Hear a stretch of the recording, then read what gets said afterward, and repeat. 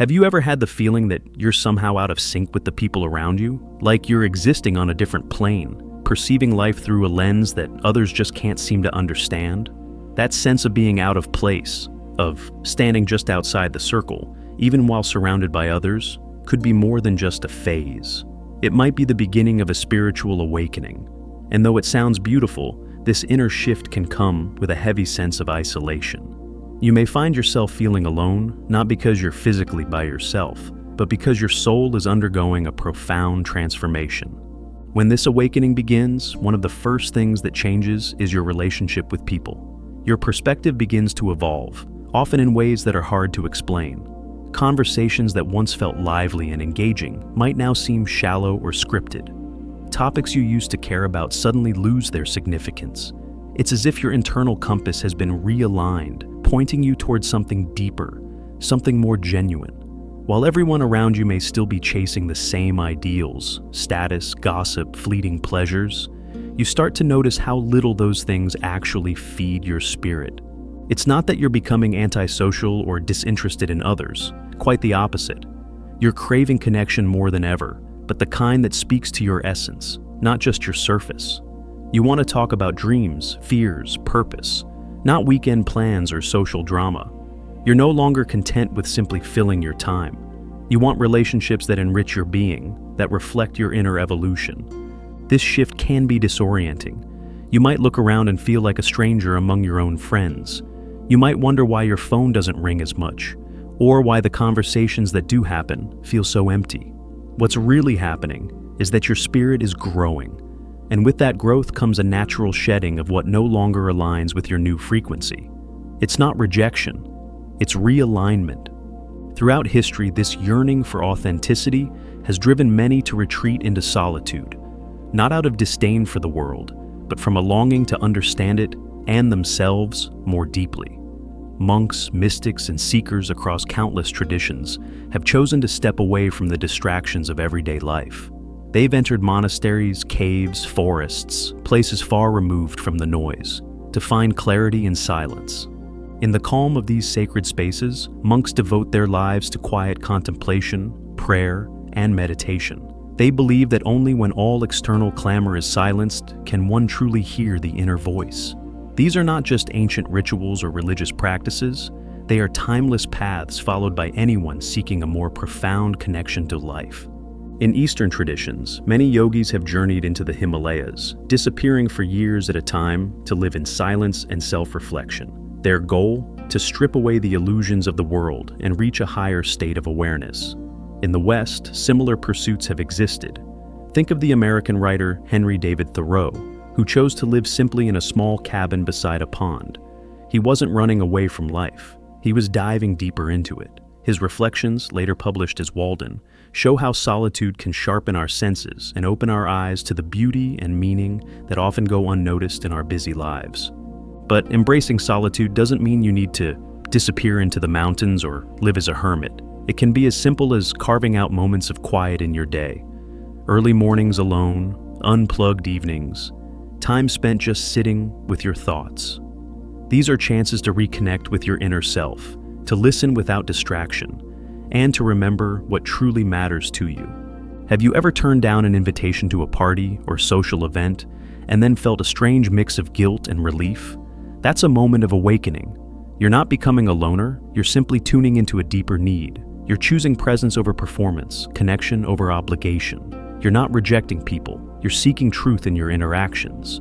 This can be a lonely process at first. Friends may not understand. You may be told you've changed or become distant. And in a way, you have changed. You're no longer willing to pretend that everything is fine when your soul is aching for more. The good news is that this phase eventually makes space for something better. As you grow into your new self, you begin to attract others who resonate with the same depth. These new connections may be fewer in number, but they are richer in quality. They are the kind of friendships where silence is comfortable, where truths can be shared without fear, and where you feel truly seen. In many ways, it's a journey from noise to nuance, from crowd-pleasing to soul-seeking, and with each step, you're coming closer to your true self. This inward transformation often triggers another powerful sign of awakening, an increase in emotional and energetic sensitivity. You may start to notice that your senses, both physical and emotional, are sharper than ever. You feel things more deeply. You absorb the mood in a room without anyone saying a word. You may even cry over a song, a sunset, or a stranger's story in a way you never did before. This isn't weakness. It's not about being overly emotional. It's about becoming attuned. You are no longer numb to life's subtleties. Instead, you feel them in your bones. You may find yourself affected by art in new ways, or touched by someone's joy or sorrow as though it were your own. You are tapping into the collective emotional current, experiencing the highs and lows not just as an observer, but as a participant. But this heightened awareness can be a double-edged sword. It can be overwhelming to suddenly sense everything so intensely. Crowded spaces, loud environments, and superficial chatter may leave you drained or even anxious. Everyday life starts to feel louder, brighter, more chaotic. What you once handled easily now feels like too much. This is a natural part of your awakening. Your consciousness is expanding. You're perceiving beyond the physical, tuning into the energetic and emotional layers of existence. You are learning to navigate the world with a more open heart, and that can be both beautiful and exhausting. To manage this sensitivity, many turn to practices like meditation. This ancient discipline has been used for centuries across cultures to cultivate inner stillness and sharpen perception. Meditation teaches you to slow down, to breathe, to sit with your emotions instead of being swept away by them. It helps you create a quiet space within yourself, a place you can return to when the world feels too loud. Through regular meditation, you learn to witness your thoughts without becoming entangled in them. You become more aware of your emotional patterns, and over time, you gain greater control over your reactions. Rather than being overwhelmed by sensitivity, you learn to harness it. You begin to recognize it as a gift, a doorway to deeper empathy, creativity, and understanding. And it's not just emotional sensitivity that increases. Your physical senses may heighten as well. You might start to notice the subtleties and the flavors of your food, the textures of your clothes, the harmony or dissonance in the sounds around you. Even something as simple as the feel of the breeze on your skin can evoke a sense of awe. The world becomes more vivid, more alive. You are no longer just existing in it. You are experiencing it in full color. This shift, while powerful, requires care. You may need more time alone than before, not out of avoidance, but for restoration. You may seek nature, silence, or creative outlets to process your emotions. It's not about escaping, it's about integrating. You're adjusting to a new way of being in the world, one where your heart is fully open and your senses fully engaged. What you're discovering is a deeper layer of life, a realm where presence matters more than performance, where feeling matters more than knowing, and where connection runs deeper than words. And as you continue down this path, the changes within you begin to shape not just how you experience the world, but how you show up in it. As your sensitivity deepens, you begin to see things with new eyes. You're no longer simply existing in your environment, you're absorbing it, reflecting on it, and responding to it from a much deeper place. And with that comes another significant shift, a growing desire for authenticity. You start to question everything, not out of rebellion, but because the old answers no longer satisfy you. The things you once accepted without hesitation now seem shallow or incomplete. You're beginning to see through the layers of illusion that society has built up over time. Have you ever sat in a conversation and suddenly felt like the words being exchanged were just surface-level noise? Maybe you used to be fine with talking about the weather, TV shows, or weekend plans, but now those discussions leave you feeling empty, almost like you're performing a script instead of truly engaging. That restlessness, that itch for something more meaningful, is your soul pushing you toward truth. This craving for authenticity isn't just about others, it's deeply personal. It begins with turning inward, looking closely at yourself with a level of honesty you may have avoided in the past. You start asking the hard questions. Who am I, really? What do I believe in? What parts of myself have I been hiding just to fit in or be accepted? And perhaps most importantly, what would it look like to live in alignment with my truth? This kind of self-inquiry isn't easy. It requires courage. The courage to admit that some of your old beliefs were never really yours to begin with. Maybe they were inherited, adopted, or forced upon you. But now you're peeling back those layers. You're not interested in pretending anymore. You want to live a life that feels real, one that resonates with your inner core rather than conforming to external expectations. You might find yourself letting go of certain behaviors, habits, or even relationships that no longer reflect who you are becoming, and that can be painful. There's a grieving process in this kind of growth, grieving the versions of yourself you once were and the connections that made sense back then. But what you're gaining in return is far more valuable: a relationship with your truest self. As this quest for authenticity grows, you become more selective with your energy. You're no longer interested in pleasing everyone or being everything to everyone. You want depth. You want honesty. You want the kind of interactions where you can speak your truth without fear, where vulnerability isn't met with discomfort, but with understanding. And in seeking that kind of alignment, you may find yourself standing apart from the crowd, even if you're surrounded by people. This journey can make you feel like you're out of step with the world. You might not fit into the conversations at work or the social dynamics you once navigated with ease, but that disconnection isn't a sign that something is wrong. It's a signal that you're becoming more real. The masks are coming off, the filters are fading, and what's left is raw, unfiltered truth, sometimes uncomfortable, but always liberating. There's an echo of this in the lives of historical figures who pursued truth above all else.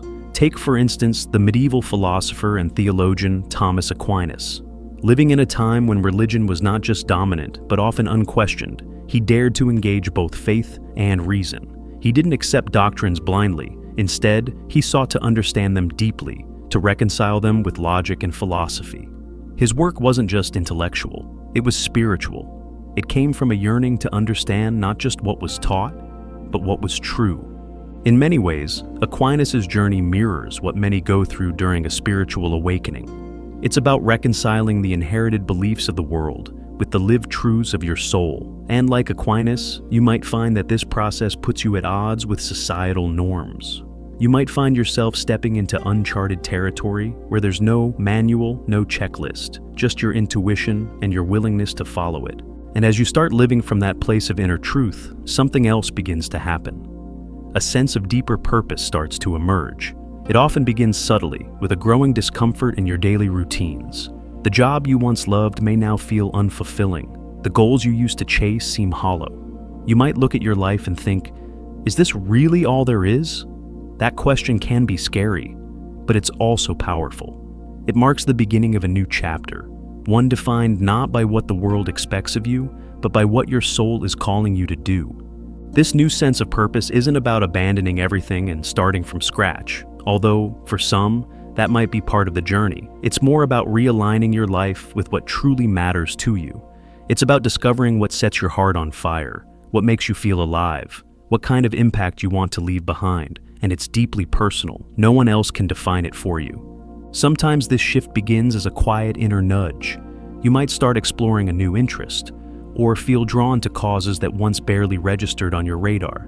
You may begin to notice patterns, synchronicities, moments that feel too perfectly timed to be coincidences. These are signs that you're tuning into a deeper guidance system, one that has always been there, waiting for you to listen. And this isn't just about career choices or major life decisions. It's also about how you show up in everyday life. It's the way you treat people, the way you spend your time, the way you engage with the world. You might begin to notice a pull toward being of service in some way, not for praise or recognition, but because it feels right, it feels aligned. This journey of rediscovering purpose is beautifully reflected in the philosophy of existentialism. This school of thought emphasizes personal responsibility, freedom, and the idea that life's meaning isn't handed to us, we create it. According to existentialist thinkers like Søren Kierkegaard and Jean-Paul Sartre, we are not defined by our circumstances, but by how we choose to respond to them. And in that freedom lies both challenge and possibility.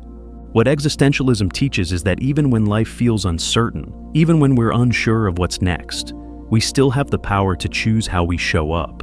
That power to choose, to define your own path, is at the heart of your spiritual awakening.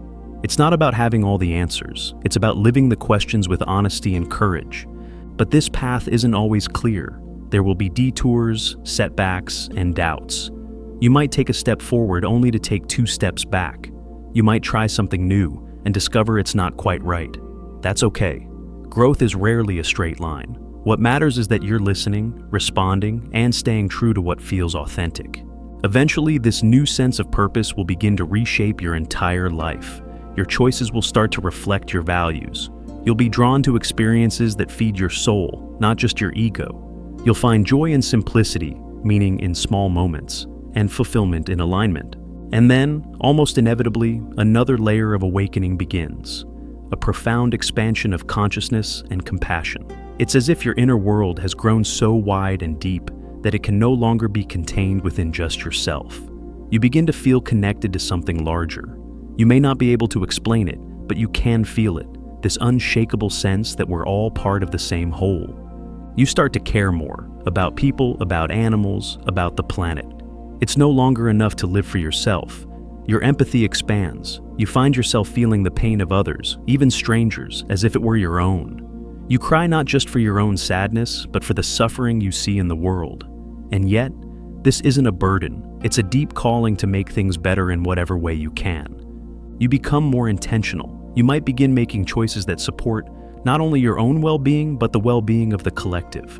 Whether it's through conscious consumption, kind words, volunteer work, or simply being more present with those around you, your actions begin to ripple outward. And with this expanded compassion comes a quiet peace, a sense of contentment that's not based on achievement or status, but on connection. You begin to see life not as a competition, but as a collaboration. You start to trust the process, to understand that everything, even the difficult moments, has a role in your growth. As your consciousness continues to open, you'll begin to experience a sense of unity. The boundaries between you and them blur.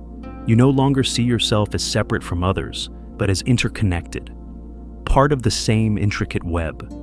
This realization doesn't make life easier, but it does make it richer. Every smile becomes a gift.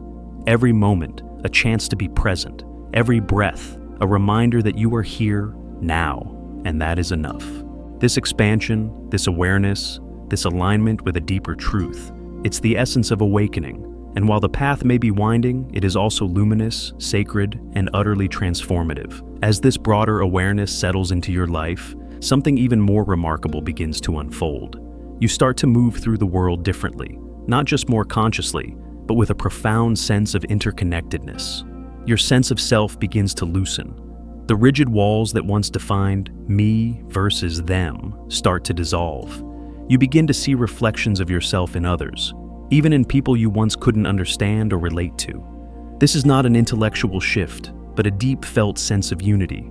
You may find yourself walking through a forest and feeling a strange but comforting familiarity with the trees, the sky, the birdsong. It's not that they suddenly matter more, it's that you finally feel your place within that larger whole.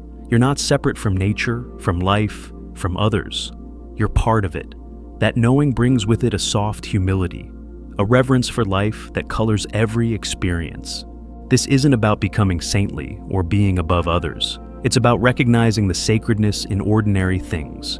A child's laughter, the warmth of the sun on your face, a stranger holding the door open. These moments stop feeling random and instead begin to feel like gifts, signs, gentle confirmations that you're exactly where you need to be. And as your sense of oneness grows, so does your capacity for compassion. You begin to understand that suffering isn't unique to you. It's a shared experience, a common thread that binds all humans. This doesn't make your pain less real. It simply makes you more capable of holding space for the pain of others. Your heart stretches. It becomes more resilient, more open, more capable of loving, not in spite of the suffering you witness, but because of it. You begin to love people not because they're perfect, but because you see yourself in them, their fear, their longing, their imperfection. You recognize that underneath our differences, we are all navigating life with hope and heartbreak and a desire to matter. That recognition becomes the soil from which true empathy grows, and it becomes harder and harder to turn away from suffering, injustice, or cruelty. Not because you want to be a hero, but because your soul won't let you stay silent. This kind of compassion is not performative. It's not about doing good things to look good. It arises naturally, like breath. It becomes a part of how you exist in the world. Your presence becomes a balm. You begin to radiate peace, not because you're free of chaos, but because you've made peace with it. You've stopped resisting the flow of life, and that acceptance creates an inner stillness that others can feel, even if they can't name it. But this state of expanded consciousness and deep compassion doesn't mean you're floating above life's difficulties. On the contrary, you may feel life's sorrows more sharply than ever. You see the world's wounds clearly, the injustice, the greed, the suffering. But instead of despairing, you feel called to contribute, even in small ways. You understand now that healing the world isn't always about grand gestures. Sometimes it's about being kind when it's hard, listening when it's inconvenient, forgiving when it's undeserved. This stage of awakening invites you to live not just with intention, but with integrity. Your values are no longer just ideas. They become the foundation of your daily actions. You begin to align your choices with your inner truth, and that alignment brings a new kind of strength. You don't need to pretend anymore. You don't need to fit in. Your life becomes your message, and even if no one sees the quiet transformations taking place within you, the ripple effect is undeniable. People around you may start to notice changes. Even if you haven't said a word, they may comment on your calmness, your clarity, your ability to remain grounded amid chaos. And though it might be tempting to explain the journey, you'll often find that words fall short. Some things can't be taught, they must be felt. And so, instead of explaining, you simply embody. You become the living proof that peace is possible, that growth is real, and that transformation begins within. During this process, it's natural to experience a kind of emotional rebirth. Old wounds may resurface, not to punish you, but to be healed once and for all. Memories, traumas, patterns from your past may bubble up into your consciousness, asking to be acknowledged and released. It can feel like you're regressing, but in truth, you're just peeling away the final layers of conditioning that have kept you bound.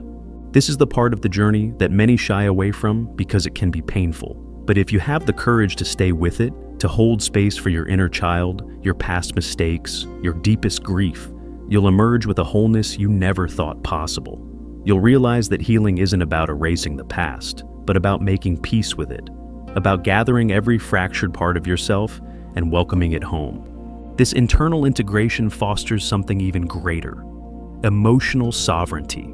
You stop outsourcing your sense of worth or happiness to external circumstances.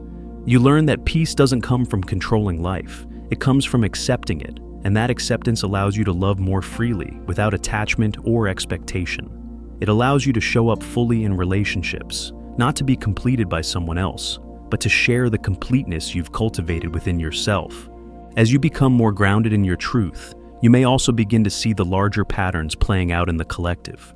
You'll notice how much of the world operates on fear of not being enough, fear of scarcity, fear of change. And rather than condemning that fear, you start to understand it. You recognize it in yourself, and through that recognition, you gain the capacity to respond with love instead of judgment. This understanding deepens your commitment to living with purpose.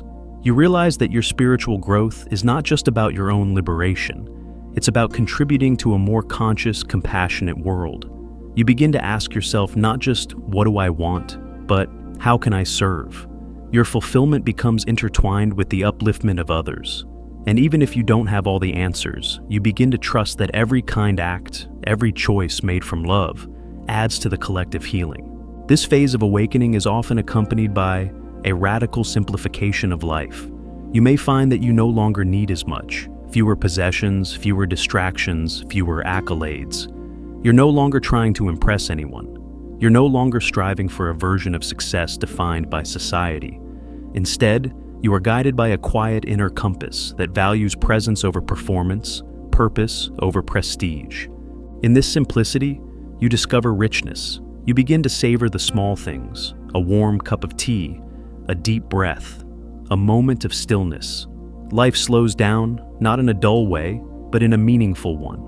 You no longer chase happiness. You create it in every moment by being present. And from that presence, joy flows, quiet, steady, unshakable. Eventually, this deepening spiritual awareness brings you to a place of surrender, not as a form of defeat, but as the ultimate act of trust. You stop needing to control every outcome. You stop resisting what is. You open your hands, your heart, your entire being to the flow of life. And in that surrender, you find freedom, true freedom, the kind that can't be taken away because it comes from within. You begin to trust the timing of your life. You understand that everything, even the painful parts, had a purpose, that nothing was wasted, that every experience was a stepping stone leading you closer to your authentic self. You stop seeing life as something to conquer and start seeing it as something to collaborate with. You're not here to win. You're here to awaken, to grow, to love, and to contribute. And so, the spiritual awakening continues, not as a one-time event, but as a lifelong unfolding. There's no final destination, no ultimate state of perfection to reach. There's just the ongoing process of becoming more aware, more compassionate, more aligned with who you truly are. Every step you've taken has brought you closer to that truth. Every moment of loneliness, every questioning glance, every painful transformation, it was all part of the sacred journey back to yourself. And while the road may be long, it is also filled with wonder, because in waking up to your own soul, you awaken to the beauty of all things. This awakening doesn't make you better than anyone. It simply makes you more present, more loving, more human. And as you live from this place of truth, you become a quiet light in the lives of others. Not because you're trying to shine, but because you've stopped dimming who you are. That is the power of awakening, not to escape the world, but to engage with it more deeply. Not to rise above others, but to walk beside them with empathy. Not to find a different reality, but to see this one more clearly. And to realize that the truth you were always searching for, it was within you all along. As your spiritual awakening deepens, you begin to understand that the journey itself is the destination. There's no final mountaintop to reach where everything suddenly becomes perfect. Instead, there's a quiet realization that the awakening never truly ends. It simply continues to evolve, layer by layer, moment by moment. You're not striving to become someone else. You're learning to remember who you've always been beneath the noise, the conditioning, the stories you were told. And in this space of continued becoming, you start to live from a place of grace. You're no longer chasing happiness like it's something out there. Instead, you create space within yourself for peace to arise. Peace in the midst of chaos, calm even when things don't make sense. A grounded presence that doesn't depend on circumstances, but flows from a deep inner connection. That's the gift of awakening. Not a life free of challenge, but a life rich with meaning, regardless of the challenge. You also start noticing that the more you align with this deeper truth, the more the external world begins to respond in kind. Opportunities, people, and situations that reflect your inner state begin to show up. It's not magic, it's resonance. When you live authentically, you naturally attract what aligns with that energy. This doesn't mean everything becomes easy or effortless, but it does mean you begin to walk in harmony with your own life, rather than against it. At the same time, you also become more aware of the areas where you're still holding back. Maybe it's fear, maybe it's a need for approval, maybe it's an old story that says you're not enough. These shadows don't vanish just because you're awakening. They come forward precisely so they can be healed. Your growth is no longer about suppressing or avoiding discomfort. It's about facing it with love, with patience, and with the wisdom that even the darkest parts of you have something to teach. The more you integrate these lessons, the more your life becomes an embodiment of wholeness. You don't have to be all light. You don't have to be perfect. You just have to be real. And in that honesty, you become a safe space, not just for yourself, but for others too. People may begin to open up around you more easily, drawn to the peace and sincerity you carry. Without trying, you become a reminder that it's okay to be fully human, to laugh, to cry, to fall apart, and to begin again. In this stage, the concept of ego takes on a new meaning. You're no longer trying to kill the ego or reject it entirely. You understand now that the ego is not the enemy. It's the part of you that has simply forgotten its true source. Rather than battling it, you begin to gently re-educate it. You help it understand that it doesn't have to prove anything anymore. It doesn't have to control or compare or strive endlessly. It can rest. It can trust. That softening of the ego brings with it a beautiful freedom. You become less reactive, less defensive. Criticism no longer feels like a personal attack. Failure doesn't define your worth. Success isn't something you cling to. You begin to live in a state of openness, not passivity, but receptivity. You listen more, you judge less. You allow life to flow through you instead of trying to constantly shape or manipulate it. And through that openness, you rediscover wonder. You may have walked past the same tree 100 times before, but now you see it differently. You notice its shape, its color, the way the wind moves through its leaves.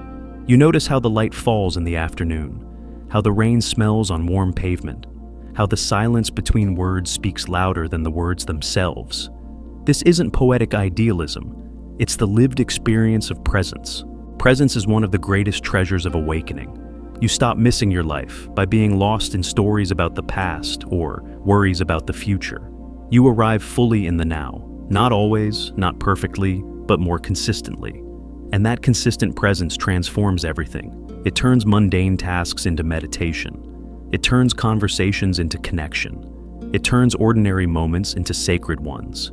This isn't to say that you'll never be distracted or overwhelmed again. Of course you will, you're still human, but now you catch it faster. You have the awareness to come back, to ground yourself, to breathe. You have the tools. You know that peace is just a breath away, not because you've escaped life, but because you've anchored yourself in it. And while presence enhances your personal life, it also impacts how you engage with the world. You stop living reactively and start living consciously. You're no longer swept up by trends, opinions, or collective fear. You think for yourself, feel for yourself, and act from a place of inner clarity. This autonomy is one of the quiet revolutions of spiritual awakening. It empowers you to move through life with integrity, even when it's uncomfortable, even when it goes against the grain. And perhaps one of the most liberating realizations is that you don't need to convince anyone of your path. You're no longer trying to prove your growth or make others understand. You respect their journey, wherever they are, and you release the need to be validated. That release allows your relationships to evolve naturally. Some will fade, others will deepen, and new ones will emerge that feel like soul recognition. You'll begin to experience relationships not as transactions or obligations, but as sacred mirrors, reflections that help you grow, heal, and love more fully. You'll also notice a shift in your desires. The things you once wanted, the validation, the recognition, the status, they start to lose their grip.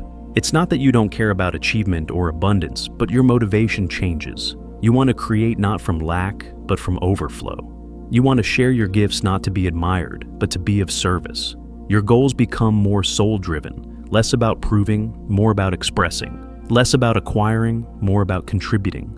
And when challenges arise, as they inevitably will, you no longer see them as punishments or setbacks. You understand them as teachers. Every struggle becomes an initiation, an invitation to deepen your presence, your faith, your compassion. You begin to trust the rhythm of your life, even when you can't hear the melody. That trust becomes your anchor. It holds you steady through the storms and guides you through uncertainty. One of the most surprising gifts of this trust is a renewed connection to the mystery of existence. You no longer need to have all the answers. In fact, you begin to fall in love with the questions. You stop needing life to be neat or predictable. You allow room for wonder, for awe, for the sacred unknown. You start to see the divine not as something distant or confined to sacred texts, but as something alive in everything, in laughter, in loss, in breath, in stillness. This sense of the divine reshapes your relationship with death as well.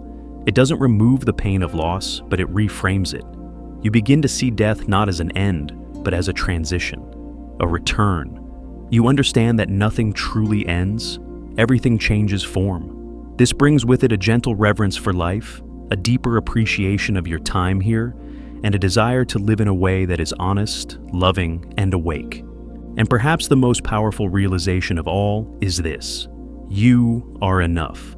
Not because you've achieved some spiritual ideal, but because you exist. Your worth isn't tied to your productivity, your past, your appearance, or your accolades. It's inherent, unshakable, eternal.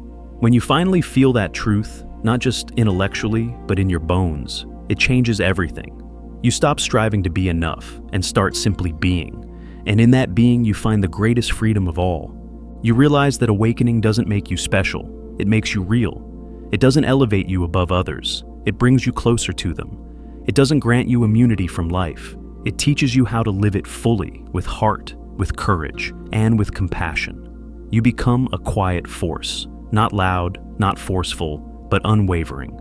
A presence that uplifts, that listens, that sees. Not because you're trying, but because you've remembered who you are. In the end, spiritual awakening isn't about escaping the human experience. It's about embracing it more completely, with all its messiness, beauty, heartbreak, and joy. It's about coming home to yourself, over and over again. And from that place of inner homecoming, extending that same love, grace, and truth to the world. So if you find yourself feeling alone, questioning everything, or longing for something deeper, know this: you're not lost, you're waking up.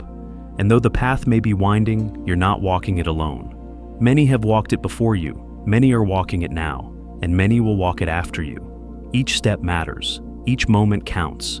Keep going, because what you're doing, this deep, quiet work of returning to your soul, is not only transforming your life, it's helping heal the world.